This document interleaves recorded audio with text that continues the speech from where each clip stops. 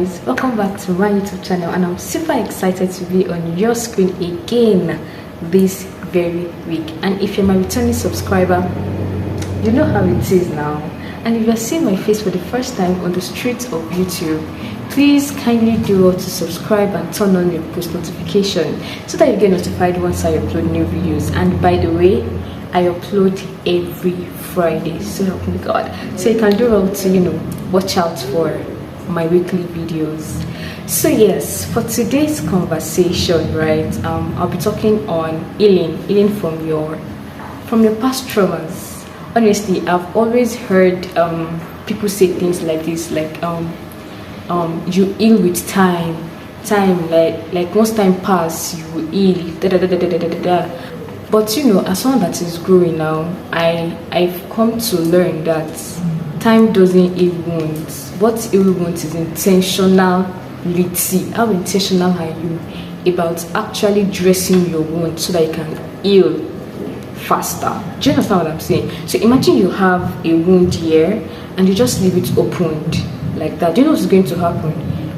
Contamination, like different things will begin to happen to you. Things that have interest in you before begin to happen to you, and that's because you did not dress the wound. You did not do the things you are meant to do to get the healing that particular place require. And it is the same thing as you healing from your trauma. If you don't intentionally choose to heal from those trauma, trust me, you are just covering it up. Other things will begin to stem from that particular wound. So what happened, right? I used to have low self-esteem while growing up. Yeah, I usually feel left out from the people that I considered my friends, from my cliques, from my circle. I always felt left out, like I am always the one sidelined.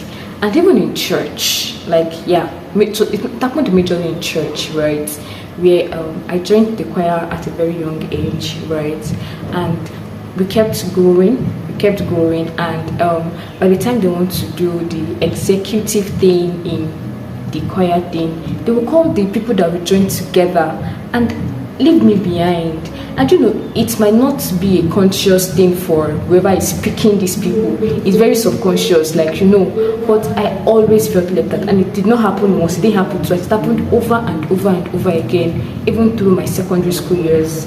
And all of that, even once or twice, even in uni.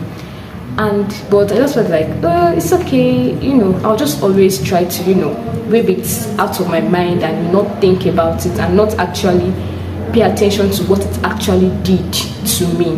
Majority of you are watching these videos and you haven't subscribed yet. What are you waiting for?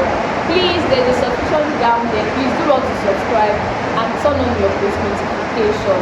I'm sure you enjoy the things that you are watching on this space. So please do not do the needful. Let's get right back into the video.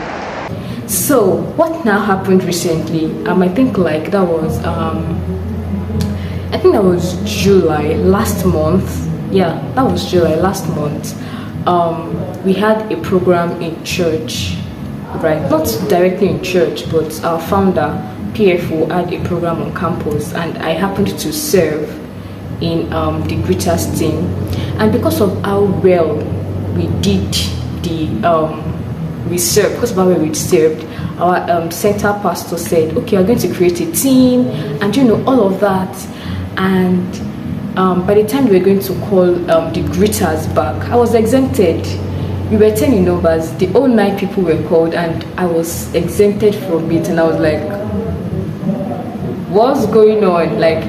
Why was I exempted? And before I knew it, everything that happened since I was a teenager, everything came flooding back, it is happening again. You're being exempted again. What is the I was really hurt. I remember to the Sunday, I was so hurt. I was like, why? What did I do? Something I did? Is it this? Was it this? I was thinking of different things. And then I got home that Sunday. I remember getting home and I just lied on my bed and I was like, God, this thing paid me. I had to actually go to God and be like, God, I'm hurt. Why did this happen to me? And what did God tell me? God said I should go and meet my pastor and talk to her about it. I was like, no, I would not do that. Nah. I'm not going to do that. But then he gave me instructions on what to do. Go and talk to your pastor. I didn't like do it immediately.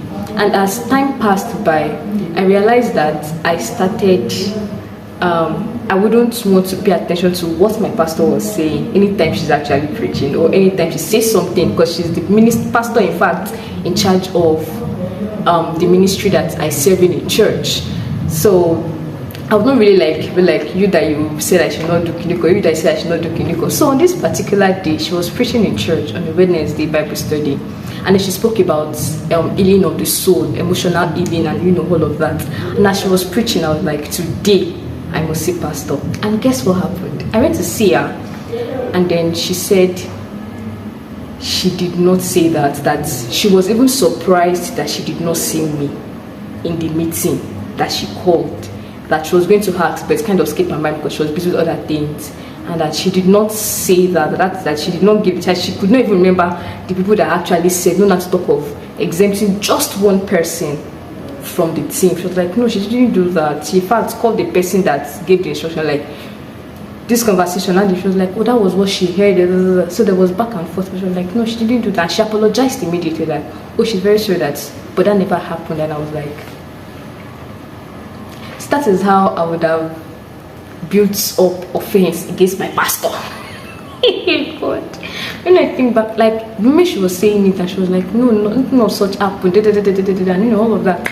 She was like, I'm so sorry, but that never happened, and you really did well. Thank you for coming to talk to me about it, and all of that. And when all that happened, when I got back home, God was talking to me, and he was like, you see, I would have spoken to her like the following day, like the following day from that Sunday, but I was like, no, why would I was nursing bitterness and offense inside of me. And that taught me something, that sometimes you may necessarily have to ask questions so that you don't take up offense that there is no need for.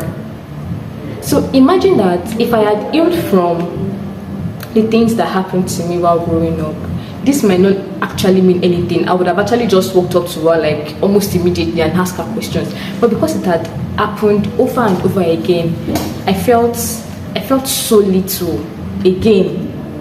So this is me telling you that if there are things that happened to you in your past while you were growing up and you've not treated them, see the way they would show up in your future, you will be shocked at the way you would react to those things. Because I was really shocked at some point, like I was beginning to build up hatred, offense, anger against my pastor.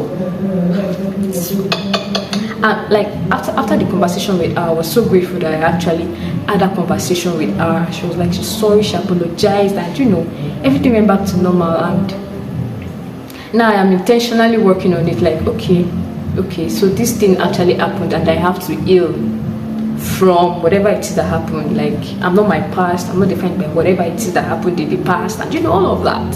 So my darlings, do well to treat your wounds. Don't leave it open, because when you leave it open, other things that you do not bargain for is going to come. It's going to like start showing up.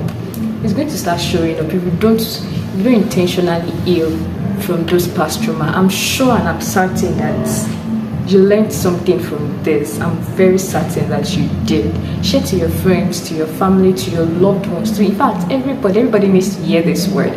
You need to heal. You need to heal, and healing will not happen if you just leave it. Healing happens when you intentionally want to heal. You have to desire to be whole. You have to desire to be whole. Do you understand what I'm saying? So yes, I'm sure you enjoyed watching once again. Don't forget to like, share, subscribe, and turn on the post notification. So yes, I will see you in my next video.